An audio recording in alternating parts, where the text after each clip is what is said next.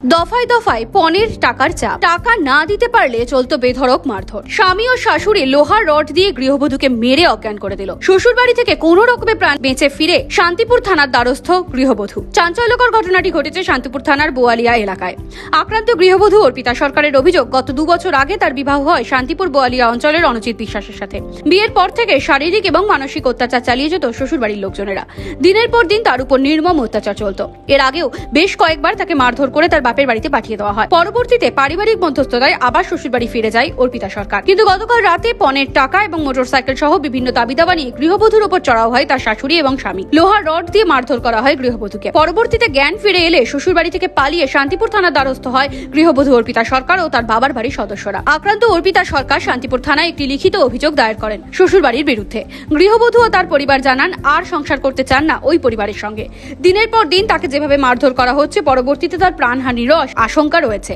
সেই কারণেই তিনি আর সংসার করতে চান না এবং দোষীদের দৃষ্টান্তমূলক শাস্তির দাবি করেছেন অর্পিতা সরকার। ওই গৃহবধূর অভিযোগের ভিত্তিতে তদন্ত শুরু করেছে শান্তিপুর থানার পুলিশ। আপনাকে এইভাবে কে মেরেছে? কে? শাশুড়ি। কি কারণে মারেছে? সাংসারিক ঝামেলাতে পণ নেওয়ার দাবিতে এরকম ধরে মারধর করেছে। কত বছর আগে বিয়ে হয়েছে আপনার? 2 বছর আগে। বাড়ি কোথায় আপনার? পাতকুল্লা।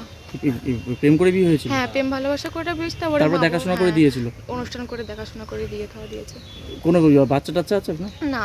কতদিন ধরে মারধর করে? বিয়ে হওয়ার পরের থেকেই মারধর করে। এরকম এসেছি, মা বাবা লোকজন বড়রা যারা আছে মিটঘাট করে দিয়েছে, আমিও চলে গেছি।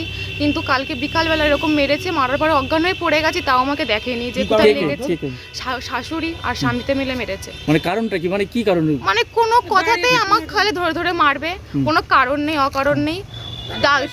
মানে কাচি যা থাকবে সেটাতে মারতে যাবে আমাকে। স্বামীতে সবাই করে, সবাই করে। কি টাকা পয়সা চাই? হ্যাঁ, টাকা পয়সা চাই। তারপরে আমার মানে ওদের তো কোনো ঘর বাড়ি নেই, তাই মা বাবা কোনো খাট আলমারি তো দেয়নি, সেগুলোও চাই। মোটরসাইকেল চাই, টাকা পয়সা সব চাই। আবার ম্যাশিং এর কাজ করি, সেই টাকাটাও নিয়ে নেয়।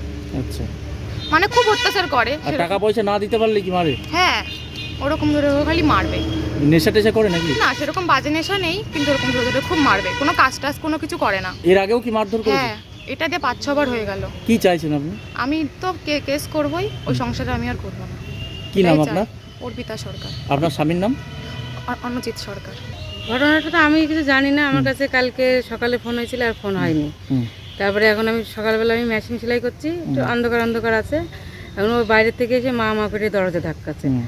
তা আমি মা আমাকে কে ডাকছে, তখন দেখি যে দরজা খুলে দেখি ও, তখন দেখি ওরকম চোখ মুখ ওরকম ফুলিছে। আমার ছেলের ডাকলাম, ছেলের ডেকে উঠলো, উঠে লোকজন সব ডাকাডাকি করলাম, করে টরে নিয়ে তারপরে ওকে নিয়ে হসপিটালে গেছিলাম। কারণটা কি মারধরে? মারধরের কারণ এখন ওদের বাড়ি, ওদের সংসারে ছোটোখাটো হয়তো অশান্তি হয়তো হয়েছে, সেটা তো আমরা জানি না কিছু। মেয়ে বলছে টাকা পয়সা চাই। হ্যাঁ, মেয়ে বলছে টাকা। আমার কাছে কিছু বলেনি। আমার কাছে কোনোদিন ওর কাছে ফোন নেই নিজস্ব। আমার কাছে ফোন করে জানায়ও না, কিছু না। এখন ও কি করে না করে সেটা আমাদের কাছে বলে না। বললে আমরা হয়তো খারাপ ইয়ে করবো, ওর মন খারাপ হবে, আমাদের মন খারাপ হওয়ার জন্য। এর আগেও কি মারধর করেছিল? হ্যাঁ, এর আগে ওরকম মারটারে বাড়ি অশান্তি চলে আসে। আবার আমরা বুঝি টুঝি। কি চাইছেন আপনারা? আমরা এখন, ও তো যাবেই না, আমরা এখন কেস করবো যাতে ছাড়াছাড়ি হয়ে যাবে, সংসারে আমার দেবো না। আপনার নাম? আমার নাম আরাধনা দাস। নদিয়া থেকে সুরজিৎ দাসের রিপোর্ট, NBTV।